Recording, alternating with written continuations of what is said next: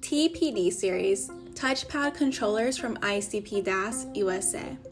ICP DAS USA provides two types of touch HMI devices, the TPD Series and the VPD Series.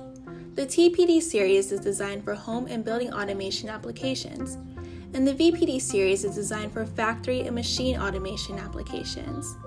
In this video, we will discuss our TPD Series. This series has features such as high-resolution touchscreens and a variety of communication interfaces, including RS-232 and RS-485, Ethernet, and USB. ICP DAS USA offers three sizes for our TPD series: 2.8, 4.3, and 7-inch displays. The TPD 2.8-inch series is a tiny touch HMI designed for building and home automation.